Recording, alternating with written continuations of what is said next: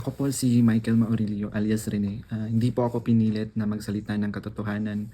Kusang loob ko pong inilalahad ang mga nagawa kong kasalanan at mga plano laban kay Pastor Apollo C. Kibuloy at sa Kingdom Ministry. Ako po yung witness kinuwang witness ni Senrisa Ontiveros na nakatakip yung muka. Pero ngayon, hindi na sapagkat nagsasabi na ako ng totoo. Binayaran po ako ni Senrisa Ontiveros para mag-testify laban kay PRRD, VP Sara at kay Pastor Apollo C. Kibuloy. Lahat ng sinabi ko at kasama ko doon na nag-witness sa Senado ay ginawa lamang ni Senrisa upang papagsakin si Pastor at ang buong kingdom at kunin ang kanilang mga ari-arian. Ngayon po ay hinahanap at tinatakot ako ni Senrisa. Ako po ay dating full-time worker ng Kingdom of Jesus Christ na pinamumunuan ni Pastor Apollo Kibuloy. Na-convert ako noong 2015 at naging full-time noong 2019 kung saan na-assign po ako sa Glory Mountain sa Davao City.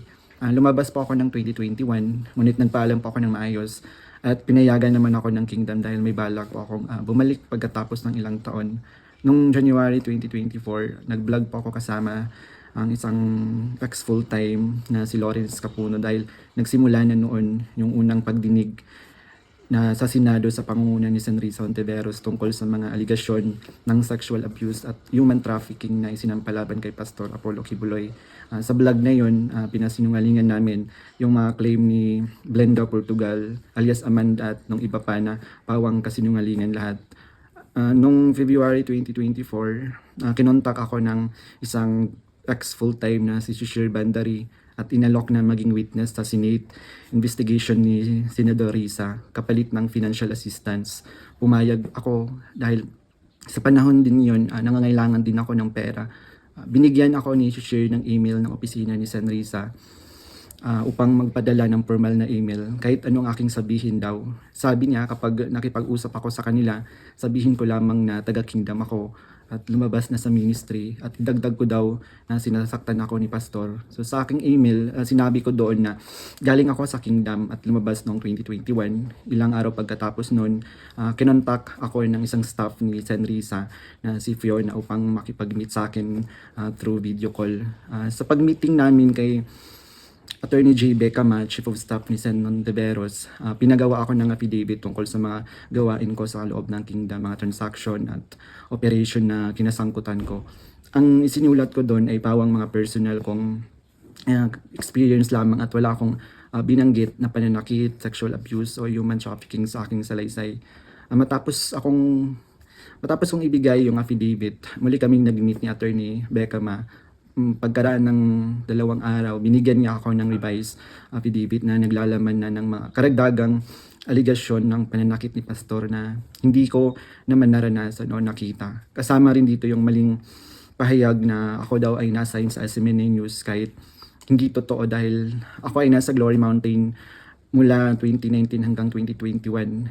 Nandun din yung aligasyon na sa di umano ay nasaksihan ko tungkol sa mga baril na sangkot sina Sara Duterte at dating Pangulong Rodrigo Duterte na hindi naman totoo dahil wala naman akong nasaksihan na ganoong pangyayari. Pinilit din akong idagdag ang pangalan ni Senador Bongo at Senador Bato de la Rosa sa affidavit kapalit ng mas malaking halaga ng pera. Pero hindi ko na sila isinama kasi baka umattend sila sa hearing at magtanong at ma-corner ako. Yung pag-appear ko sa Senate ay may reward na 500,000 na ibinigay nila sa akin at dagdag na 500,000 nang isinama ko si Sara Duterte at si dating Pangulong Duterte. So 1 million po lahat ang binigay sa akin. Isang linggo before ang Senate hearing noong February 19, 2024, pinatira ako sa isang condo kung saan ako ay biniriefing at tinuruan tungkol sa mga dapat na isasagot ko sa tanong ni Senador Risa. So sa araw ng hearing, umiyak ako dahil sa konsensya habang binabasa ko yung script na alam ko naman na hindi totoo at hindi ginawa ni Pastor ng Kingdom. Pagkatapos ng hearing, tinago ako ni Sen Risa sa kanyang condo sa Manila at inutusan na maghanap pa ng ibang pwedeng maging witness kapalit ng pera dahil may mga susunod pang hearing. Sa buong taon ng 2024, nanirahan ako sa condo ni Sen Risa at nung January 2025, lumipat ako pansamantala sa isang safe house kung saan nakasama ko doon sina Mutabato at iba pang mga biktima ng extrajudicial killings. So sa bawat research o information na aking naibibigay sa Senado, nakakatanggap ako ng rewards na 12,000 na ibinibigay ni Senri sa pamamagitan ng kanyang staff na si Sir Ryan. So sa kabilang sa mga na-research ko, nagawa kong research yung inimbentong Angel of Death daw ng Kingdom na inimbento ni alias Jackson, si Edward Masayon. Kabilang doon yung na-research ko yung mga member at yung mga general na nag-courtesy call kay Pastor.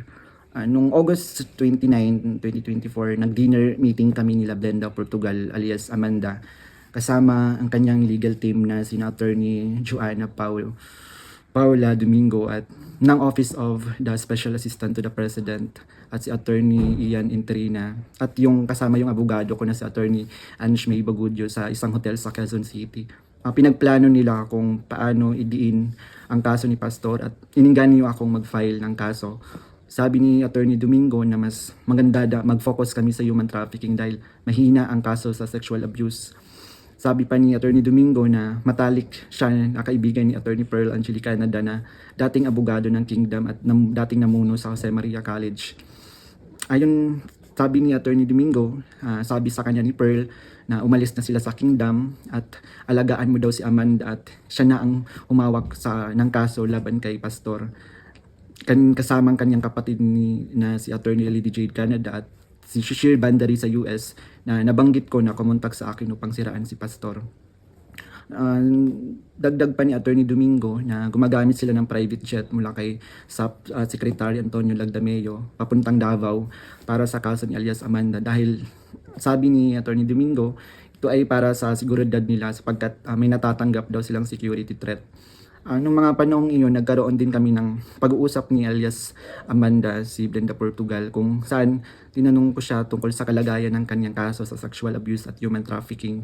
Sinabi niya sa akin na mahina daw talaga yung kaso sa sexual abuse sa Pasig at gusto na niyang sumuko, kaya lang may mga nagsusulsul daw sa kanya na ituloy pa rin yung kaso. Nakiusap niya lang siya sa akin na tulungan ko siya maging witness sa kanyang kaso sa human trafficking at nanghingi pa siya ng ebidensya kung meron daw akong naipon or naitago ng mga patunay sa sexual abuse.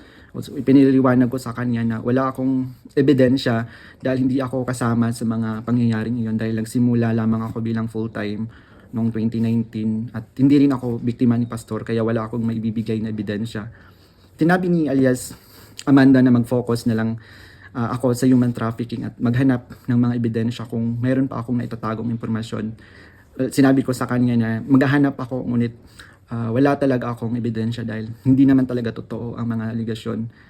Sabi ni Attorney Domingo na hinahanapan daw nila ng butas upang makasuhan at madisbar si Attorney Israel Torion upang mawala na daw ito dahil sabi niya magaling daw ito. So sa panahon ng KOG Siege sa Davao City noong August 24 hanggang September 8, 2024, everyday kami nagmi-meeting kasama yung mga staff ni Senrisa, yung PNP, CIDG, nandun yung US Embassy, yung NBI, ang Department of Justice at yung mga tumiwalag sa Kingdom mula sa Amerika na sina Ann Lagerder at Arlene Stone. Pinag-uusapan ang plano kung paano ma-extradite o ma-extraordinary rendition si Pastor sa US at paano pabagsakin ng Kingdom. Ang pangunahing pinag-uusapan mga meeting ay ang plano sakaling mahuli si Pastor ang plano ay agad siyang extradite sa US at bawiin ang kaso na isinampa ni alias Amanda upang mapabilis ang extradition ni Pastor kapag siya ay nahuli. Subalit, hindi ito natuloy dahil sa pag-aalala sa US na maaaring manalo si Donald Trump sa panahong iyon na nagdulot ng paghina ng kanilang connection sa gobyerno ng US. So dahil dito, nang mahuli si Pastor, wala na silang pagkakataon na ma-extradite siya. Kaya naman nagutos si Senrisa Tiveros sa amin na labanan ang kaso dito sa Pilipinas laban kay Pastor at sa lahat ng mga administrator ng Kingdom upang tuluyang pabagsakin ng Kingdom. So tinatanong kami ng paulit-ulit kung may alam kami tungkol sa isang bunker daw nung panahon ng KOG Siege dahil kapag nahanap daw nila si Pastor, babahan ng pera at may bahagi kami doon. Ang bunker ang pangunahing hinahanap kaya't pinuntahan nila ang lahat ng mga posibleng lugar. Ngunit sa katotohanan, wala talagang bunker sa Kingdom, lalo na sa Central Headquarters. Ang mga updates tungkol sa mga ito ay galing sa kasalukuyang PNP Chief General Nicolas Torre na siyang nangunguna sa bawat meeting namin at nagtatanong tungkol sa lokasyon ng bunker. Kasama ko rin sa mga meeting na yon sina Edward Masayon alias Jackson na pumasok sa Kingdom compound na nagkunwaring pulis dahil siya daw ang nakakaalam kung saan ang bunker. Kasagsagan ng stage, nag-message sa akin si Fiona, staff ni Risa, na sa pamamagitan ng WhatsApp na sinabi niya na dapat ko daw tanggalin sa kaso ko si June Andrade dahil isa daw siya sa amin na nagbibigay siya ng mahalagang impormasyon. So ipinaalam ko sa kanya na ipapasa ko muna ito sa aking abogado. Pero ngunit isang linggo pagkatapos nun, tinanong ulit ako kung may contact ako sa Kingdom dahil hindi na raw mahanap si June Andrade. Hanggang ngayon, hindi na siya natanggal sa kasong pinafile sa akin. Noong November 5, 2024, nagkaroon kami ng meeting kasama sina Undersecretary Nicholas T. ng Department of Justice at 4 pang prosecutors. Ang naalala ko doon si Prosecutor Olivia Torrevillas, si alias Amanda, kanyang mga abogados, Attorney Domingo at si Attorney Ian. 3 representative from NBI, 2 lawyer at 1 agent. Ang sabi ni Yusek sa amin, bawat isa sa amin na nag-witness sa Senate investigation na ginawa ni Risa ay may naka-assign na mga administrator ng Kingdom na kakasuhan namin. Mayroon reward na 1 million pesos kung magfa-file kami ng kaso laban sa kanila upang tuluyan na daw masira at mawala ang Kingdom at makuha na nila yung mga ari-arian ni Pastor at ng Kingdom. So sa akin, naka-assign yung 2 administrator na sina Eleanor Cardona at si Marlon Rosete. Pati na rin yung 2 key person ng SMNI na si Cristina San Pedro at si Hannah Jane Sancho. May 2 minister, si Carlo Catiil at si Rico Mandin, at coordinators na sina Grace Mandin at si Corazon Dupalag.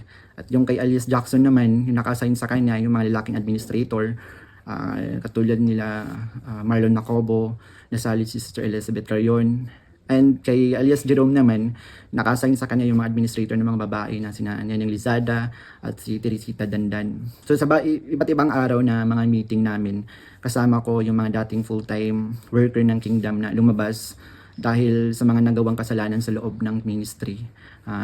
Doon sina Arlene Stone at Ann Lagerder na parehong sumasali through Zoom mula sa US na tinutulungan sila ng FBI.